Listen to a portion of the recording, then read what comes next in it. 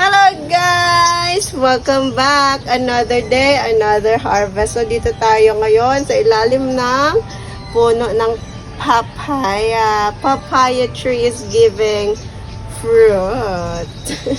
So, titikman natin kung matamis at medyo matigas-tigas pa siya guys. Yan, meron tayong hinog dito na papaya. Oh, hinog. Medyo, pa lang, mahiba lang. Oy, star. Wow, amazing.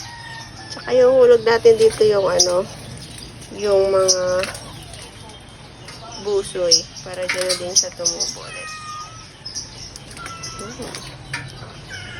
Eating papaya from the fruit tree.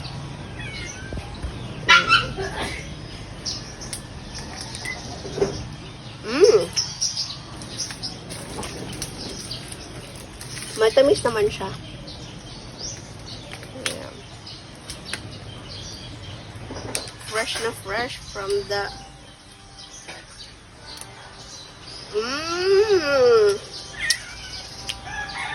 Lagyan natin sa ref para bukas. Mas masarap siya. Malambot-lambot na. Pero ito guys is perfect na siya. Kung gusto niyo na talaga siyang kainin. Matamis. Ayan.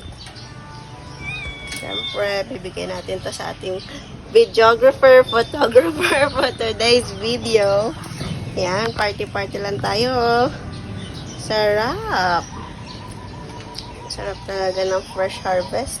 O nattering. Wala nang mas if-fresh from here. Galing sa puno, di ba? So, tanim-tanim tayo.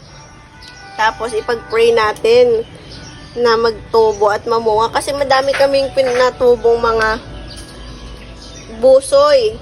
Buto ng papaya, pero konti lang yung talaga nabuhay. Kasi noong nakaraan, madaming may sakit siguro yung mga papaya during that time. Kasi nasisira sila. Malapit na silang mamunga. Tapos, yun, nasisira. So, ito, isa sa mga nakasurvive. So, meron pa kami dalawa dito, pero 50-50 pa. Hindi pa namin alam kung tutuloy.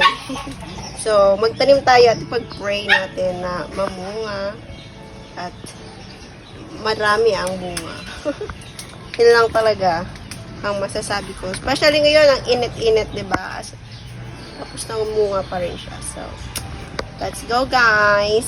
Let's eat papaya from the tree! Thank you for watching! Don't forget to like, comment, subscribe! Follow! Babush!